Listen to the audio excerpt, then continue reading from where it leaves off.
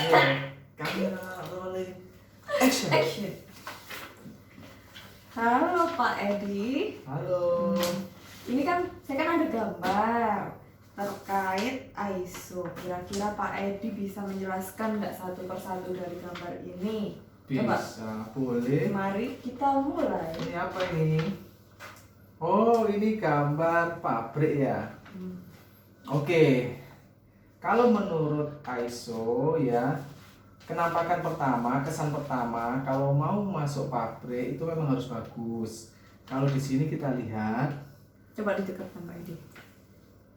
pabrik di sini ada genangan air, nah itu kurang bagus. Jadi usahakan masuk pertama itu kesan, wah ini pabrik menerapkan ISO, ini kelihatan rapi, bersih. Pagernya jangan sampai udah lama nggak dicat, berkarat gitu ya. Halamannya juga jangan sampai ada sampah berserakan. Ya itu dulu aja. Ya. Berarti nggak perlu bagus, yang penting rapi dan bersih. Ya, 5R. Nanti 5R. saya terangkan. Oke. Yang kedua. Oh, ini gambar post security. Nah, kalau setelah buka pagar, untuk standar ISO lapor. Lapor ke security. Keperluannya apa? Mau ketemu siapa? Nanti dikasih surat pengantar. Kita tinggal KTP atau SIM, kemudian dikasih ID card tamu. Nah, dijelaskan oleh security, Pak di sini itu ada area berbahaya di sini. Nah, Pak jalurnya harus lewat pejalan kaki ya. Parkirnya nanti di sebelah sana Pak, hadap mengarah keluar. Nah, itu dijelaskan. Pak harus pakai APD ya. Nah, itu harus lapor security. Yang ketiga. Wah, ini yang saya maksud tadi. Parkiran mobil atau sepeda motor. Jadi harus didesain ya. Pabrik yang bagus sesuai standar ISO. Parkir sepeda motornya jelas, rapi gitu ya. Terus parkir mobilnya juga disediakan rapi. Tidak ada parkir yang menyulitkan. Bisa saja nanti ada darurat kebakaran. Kalau parkirnya itu nggak rapi, bisa sulit evakuasi dan seterusnya. Oke, yang keempat. Wow, ini yang saya sebut tadi. Jadi ini ada jalur pejalan kaki, kemudian ada untuk parkir truk atau trailer. Nah, artinya apa? Dikonsep dengan baik mana pejalan kaki, nanti lewat mana. Kemudian untuk parkir mobil atau ada bongkar muat di sebelah mana. Jangan sampai bertabrakan, itu bahaya. Ini mungkin biasanya ada standar ISO 45000 ya, terkait dengan K3. Oke, yang kelima. Yang kelima, nah ini juga diatur ya, jangan sampai menganggap ini tidak ada di ISO. Ini itu terkait dengan taman. Jadi kalau ada rumput, ada pohon di dalam perusahaan atau di dalam pabrik, itu dirapikan. Terutama untuk pabrik food, karena itu bisa menjadi sarang hama.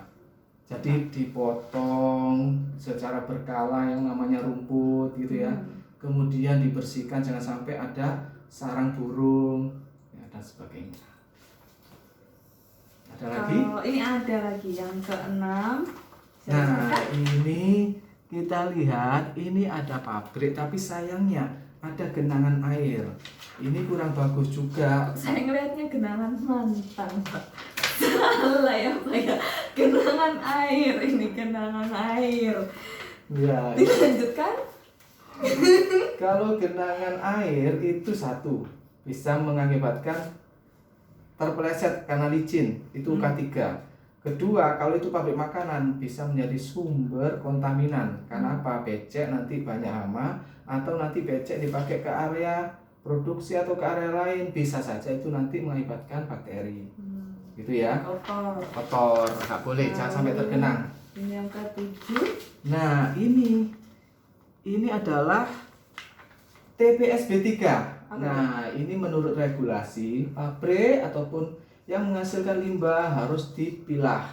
Mana limbah yang non B3, mana yang B3. Nah, kalau ada limbah B3 harus disendirikan, dikasih ruang penyimpanan TPS, tempat penyimpanan sementara B3. Di sini rapi ini kelihatan mana yang oli ya, dikasih drum, dikasih simbol ya, bahayanya apa dan sebagainya. ini ada regulasinya. Jadi jangan sampai pabrik tidak taat regulasi. Ya ini dari Dinas Lingkungan Hidup ini. Oh ini nih yang ke-8.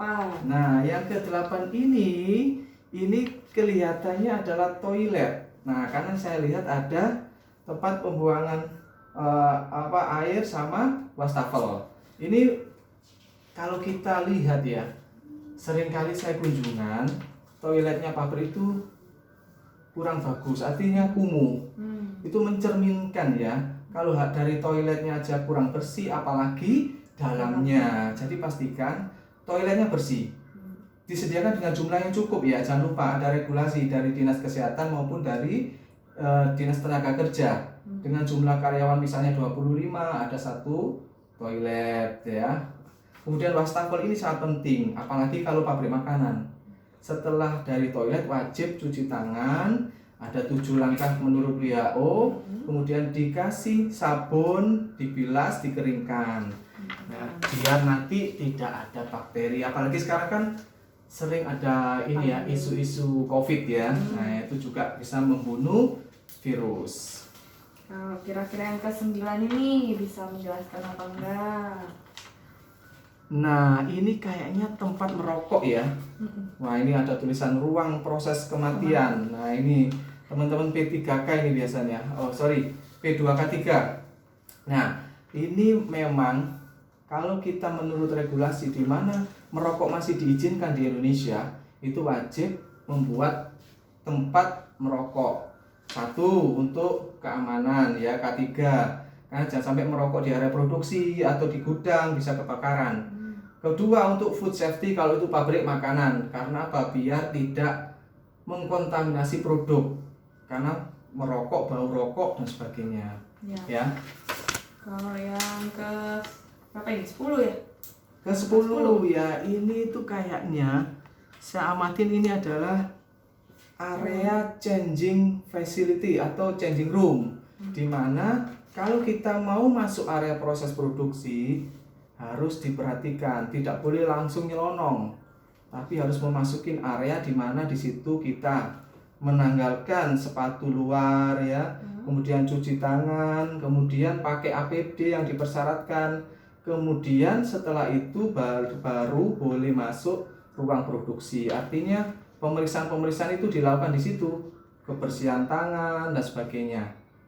Ya ini biasanya ada di pabrik makanan, ya. GMP room atau dekontaminasi room dan sebagainya. Yang terakhir. Nah ini adalah kebutuhan APD. Jadi kalau untuk pabrik makanan khususnya harus diperhatikan, jangan sampai baju luar dipakai untuk proses produksi.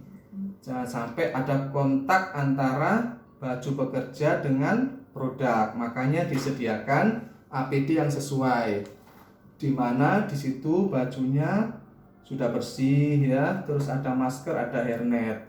Biasanya dipersyaratkan ini tidak boleh ada kantong, karena bisa mengantongi, misalnya ngantongi permen, ngantongin pensil atau ballpoint, bisa jatuh. Atau jangan sampai ada kancing, karena kancingnya ini bisa lepas. Pakai resleting gitu ya? Resleting boleh, atau pakai crack boleh ya. Nah itu gambar-gambarnya sudah saya jelaskan kayaknya. Kalau nanti di sesi berikutnya saya minta untuk menampilkan gambar-gambar lagi, atau nanti saya kasih challenge lagi untuk menjelaskan ke rekan-rekan, bisa? Insya Allah. Ya. Kita tunggu yang berikutnya. Dadah.